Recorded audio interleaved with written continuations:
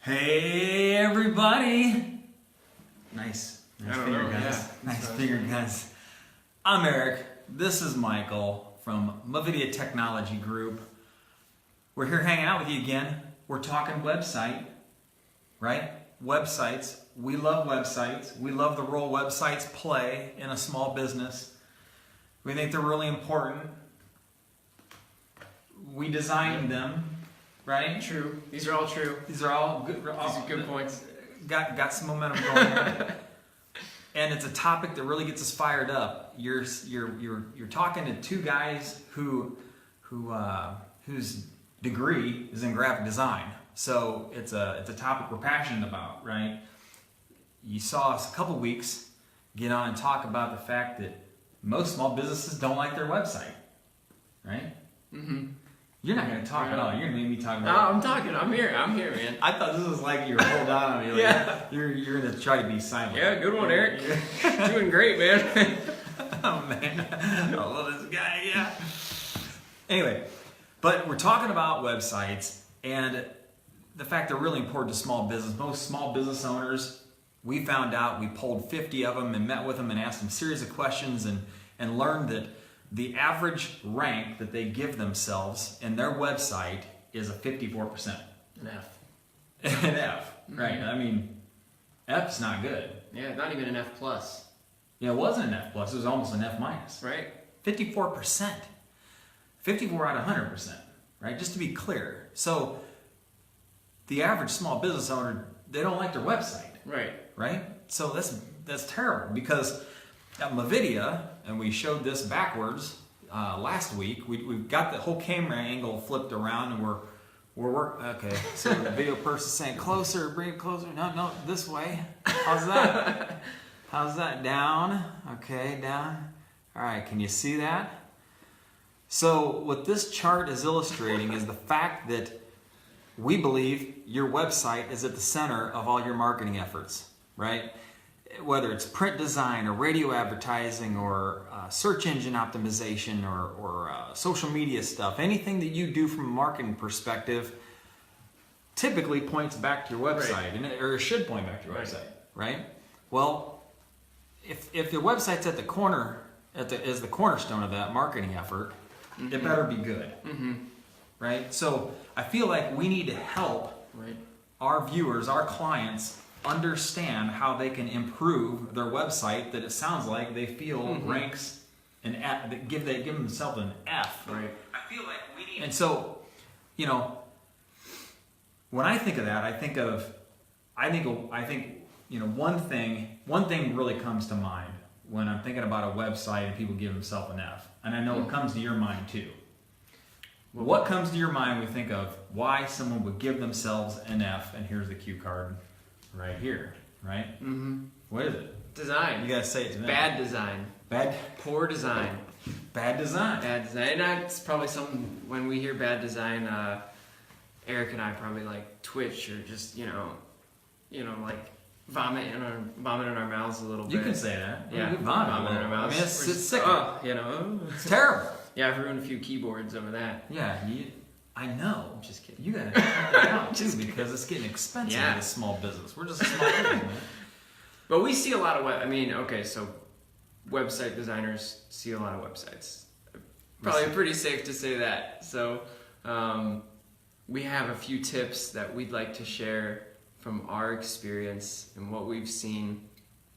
And try not to focus too much on, I guess the relationship of what makes something good and what makes something bad, right? Yeah, right. We don't need to focus all on the bad, but there are certainly a few things that make design scream bad pretty quick. Mm-hmm. Yeah, so I think maybe the service we can provide the people watching today, and keep in mind you can funnel your questions in here live. We're going to have them fed to us throughout the time. So if you have a question about your website and whether or how to improve it and make it good design, we'd love to help. That's why we're here. That's why we're sharing our time. Yeah.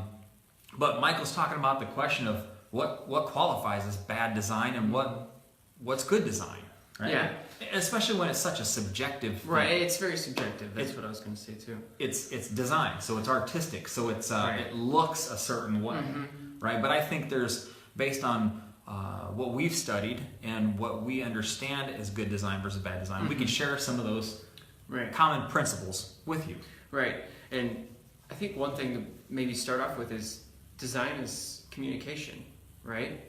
And when you're communicating, say you're communicating in a different language, or there's a barrier, and there's no communication channel there, the first thing I'd like to start out with is, if your visual communication, your design, is not readable for some reason, or there's no legibility on it, then there's that barrier there, right? So can you think of, I'm thinking of one thing that makes something, the legibility is just awful, is say your font size is just stupid small, or there's images, text overlaying images, and you can't even read it. Well, you could have a really bad looking website that's readable, and that's still accomplishing something, right? The main point is a lot of this information just needs to be readable and legible.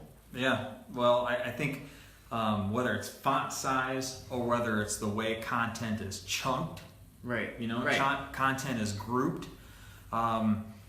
If you can't read it, what's the point? Right. That's what I was trying to say. Right. So so you've got to make your content. It sounds so practical. Yeah. Right? So it sounds so basic. Yeah. But make your content readable. It's funny because I think people in the design process, they get caught up in creating a pretty picture. Right? They want their website to be very beautiful and pretty, almost like a painting on the wall. But it's not a painting on the wall. What it is it's a usable it's a tool. It's a tool, right? Yeah. And if your users can't use it, and usability is more than just clicking buttons. It's being able to read what you're trying to present. Right on. Right. So you got to make it readable. So try to take a step back in the design phase and really scrutinize whether or not someone can read it. A couple tips, right? Have someone else read it, right? As the business owner, the person with all the ideas and all the drive and determination, and I'm guilty of this myself. I look at things a certain way and I get tunnel vision and I start to it might serve me and I get it, but I'm the one who I'm the voice, right? I'm the person talking. I'm not the person reading and trying to understand it. So have 5 or 10 other people read it. Have your kid look at it. Have grandma look at it. Yeah. Have a wide variety of people. Wide variety of eyeballs looking at your design, just to make sure that it's communicating correctly. Communicating well. And I think Mike brings up a great point in that you don't want to just have one type of person look at it. You want to be able to serve all audience groups that you're trying to attract. So understand who those people are, and then maybe get a representative or two from each one of those and have them read it. Do they get what you're trying to tell them? What you're trying to convey, what you're trying to tell the audience? Do they understand the purpose of the business and the products and services that you offer, and what you want them to do next, right? Because that's an art form in and of itself, is the call to action. So, again, content, copy is important, and it's got to be readable. Yeah. Great point. All right, so let's hit them with another one of those good design or bad design kind of ideas. What do you think? What is good design or bad design? Yeah, of course. So probably the second one that I notice is being disorganized or cluttered. That reminds me, that's like 90s or early? What is that like to you? It's kind of like a 90s website. What I always think of. Oh, you mean when it looks like when there's like 4 columns of content, and there's like 3 sidebars and 12 logos, and the navigation is somewhere on the side. It's just true. Yeah, I don't know.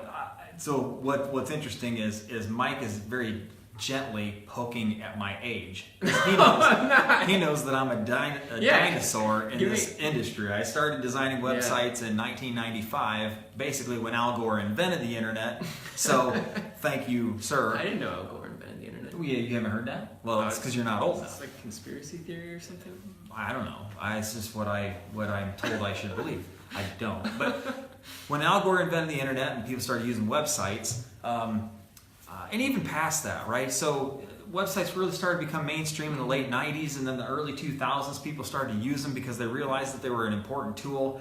And there was a period of time where people just jammed as much information and as many graphics and as many elements as possible. I think again they got lost in the fact that they're trying to make a pretty picture, right? But it's not a picture. It's supposed to be a usable tool, right? So I was told this by a wise art instructor in college.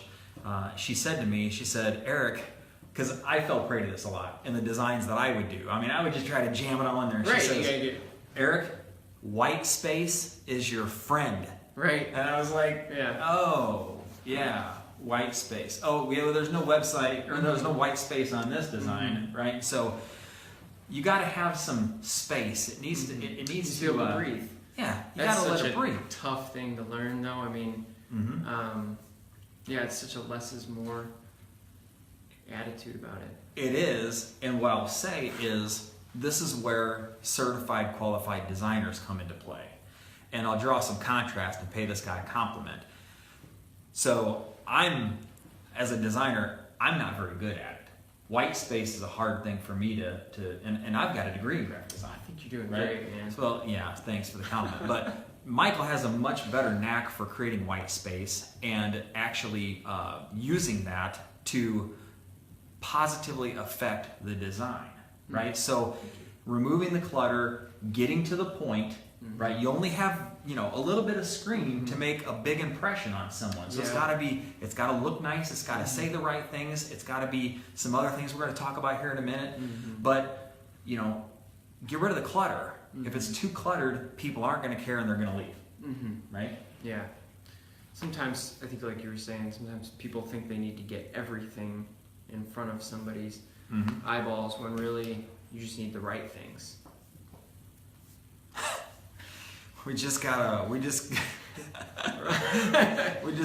note passed to us, and apparently one of my former employers who actually turned out not to be a former employer because he didn't hire me. The only time I ever got turned down. One of your former employers that didn't hire you. It actually wasn't.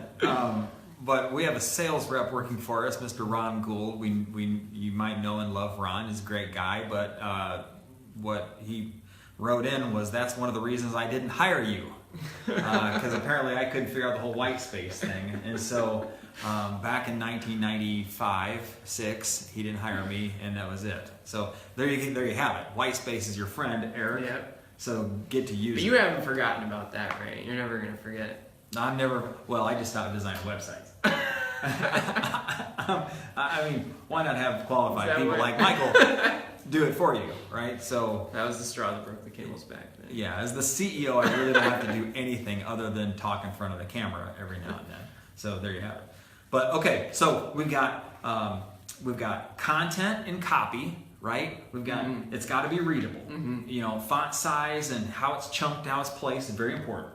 Okay, and then we've got clutter. Remove the clutter. White space is your friend, right? So these are only a couple of the good design, bad design,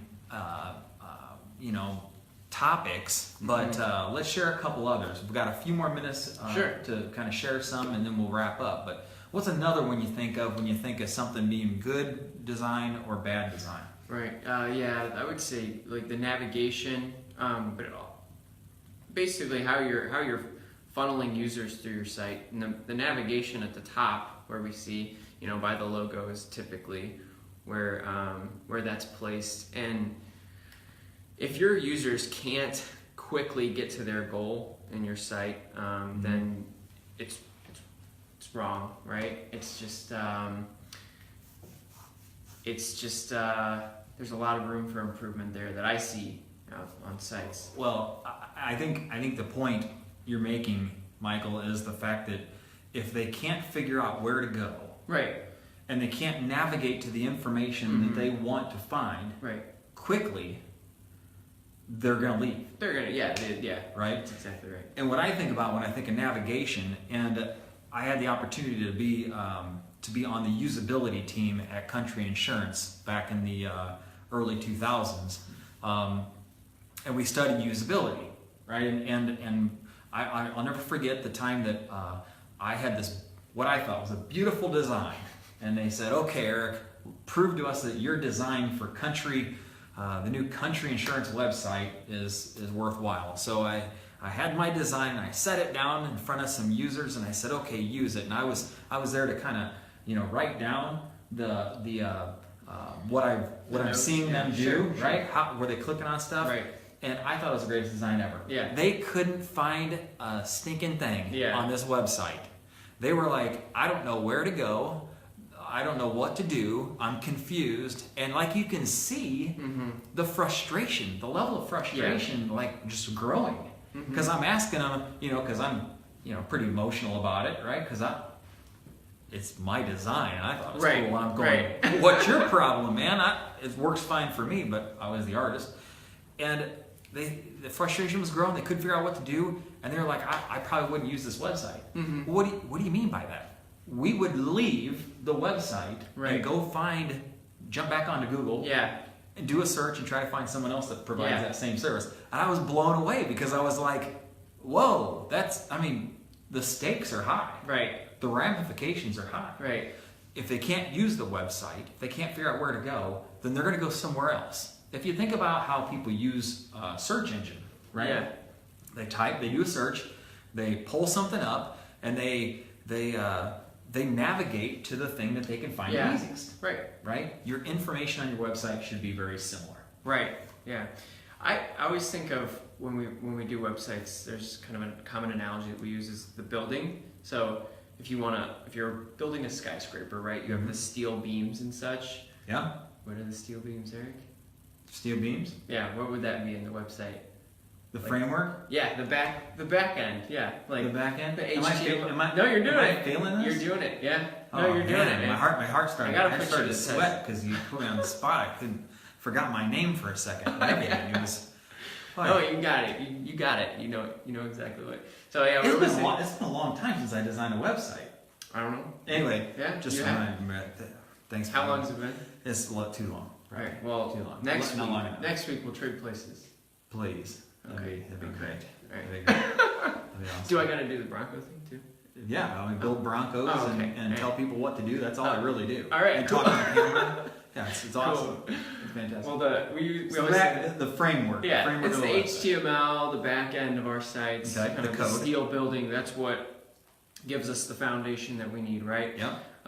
And so if you were going to build a skyscraper, you'd build that frame, and then once you're done with that, you might start building the inner structure, right? So, say we build out the rooms and the hallways and the bathrooms and the, I don't know, whatever it is, you get the point. The layout. And I always kind of think of the navigation somewhere in there, right? So it's kind of like bad navigation is like a maze that you're in that you just can't find your way out of, right? Yeah. It's like being in a corn. We're in Illinois, so corn maze or something. Yeah.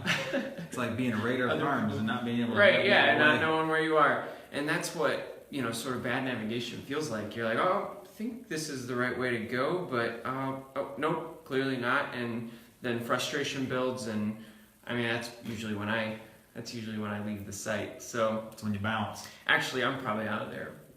If I can't find it in the first 5 seconds, I'm out of there. Yeah. But, that's what I kind of think of, how's your inside layout arranged and stuff like that. And once you figure that, because we really start in our website process, that's one of the first things we do is try and get the user experience consultation in there and figure out the site map, combining pages, adding pages, figuring out where everything needs to go. So we have a clear roadmap.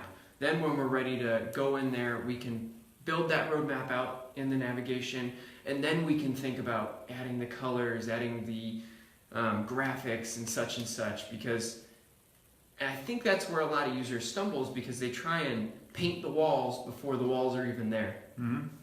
If you can, if you understand that. Clever, I like that. Try- Don't paint the It's walls. an analogy. Don't paint the walls before the walls are there. I like that. I'm going to use that. All right. Yeah. I think there's so many pitfalls that you can find yourself in when it comes to the idea of having a well-designed website or a poorly designed website. What we know is that most of the small businesses out there don't like their website. They're giving it an F, 54%. That boggles my mind. I just don't get that, because it's not real difficult to have a beautiful website that's also easy to use and says the kinds of things that you want it to say and that your users need it to say, so that they can learn about you, your business, your services, and choose to engage you versus going to your competitor. Because nowadays, that's what's going to happen. If your website's an F and you're getting any of these areas wrong, to recap, we've got usability, bad usability, right? We've got bad design, right, or clutter because it's jumbled and there's a lack of white space, and then we've got 6 years old.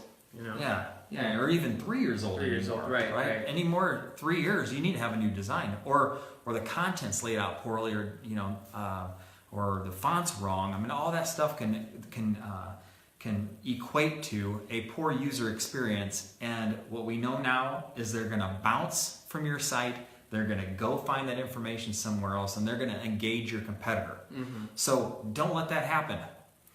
Give us a call, and the wonderful team like Mike and so many others at Movidia Technology Group can help you establish a beautiful design that's laid out well and is very usable. It's not that difficult, and really, from an expense perspective, it's a minor investment for your business. Remember, let's see if I can get this right again. Am I on camera? All right. So remember this diagram we've got, and it shows that your website is at the corner of your marketing efforts, right? So get the cornerstone done effectively, and then you can market it really well and grow your business. So with that said, this is Mike and I'm Eric. We're saying so long. Tune in next week as we talk about search engine optimization, internet marketing, and how you can market yourself online and grow the number of people that come to your website. We'll see you soon. Deuces.